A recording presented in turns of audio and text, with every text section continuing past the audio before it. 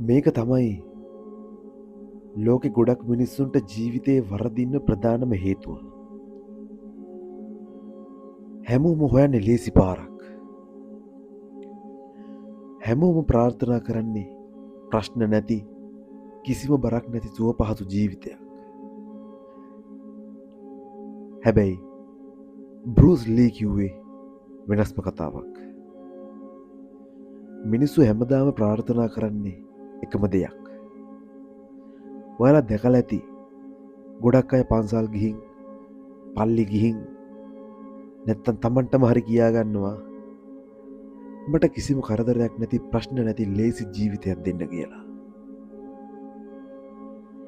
එයාලට ඕනේ විභාගයක් ලේසියෙන් පාස් වෙන්න. මහන්සි වෙන්නේ නැතුව බිස්නස් එකක් ගොඩ දාගන්න. කවුරුත් බනින්නේ නැති කිසිම පීඩනයක් නැති රස්සාවක් කරන්න. කෙටියෙන්ම කිව්වොත් හැමෝම හොයන්නේ ෂෝට් කට් එකක්. හැබැයි ඔයාට තේරෙලා තියෙනවද මේ ලේසි ජීවිතයක් ඉල්ලන ඇතුලේ තියෙන භයානකකම? නිකමට හිතන්න. ඔයාට හැමදේම ලේසියෙන් හම්බ වුණොත්, ඔයාගේ ඇඟට වේදනාව පුරුදු නැති වුණොත්, ඔයා මාරම දුර්වල මිනිස්සෙක් වෙනවා. හරියට නිකන් වීදුරුවක් වගේ වෙනවා. පොඩි ප්‍රශ්නයක් ඇවිත් වැදුණු ගමන් ඔයා සම්පූර්ණයෙන්ම විනාශ වෙලා යනවා. අද සමාජයේ ගොඩක් අයට වෙලා තියෙන්නේ අන්න ඒකයි.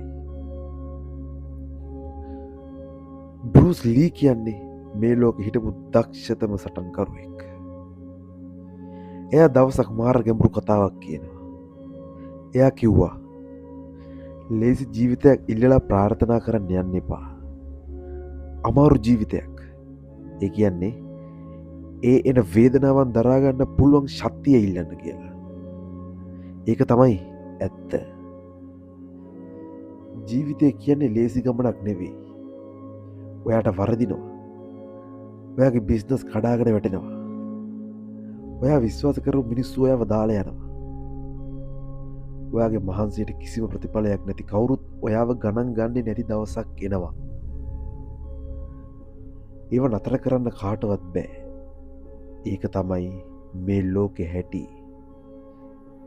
ඉතින් ඔයා කරන්න ඕනේ අනේ මට මේ ප්‍රශ්නය දෙන්න එපා කියලා අඬන එක නෙවෙයි. ඔයා හදාගන්න ඕනේ ඔය මොන ප්‍රශ්නයාවත් මොන තරම් දරාගන්න බැරි පීඩනයක් ආවත් නොවැටී හිටගෙන ඉන්න පුළුවන් යකඩ මානසිකත්වයක්.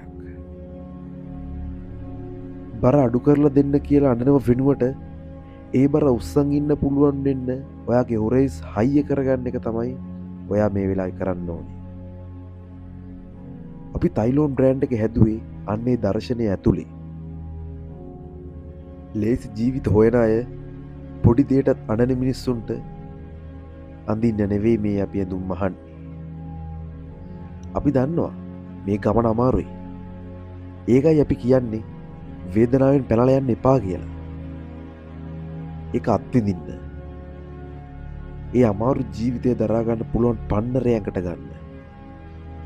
මොකද දවසක ඔයා දිනවන්නේ අර ලේසියෙන් හම්බුණු සහතික කොලේවත් වාසනාවවත් නෙවෙයි.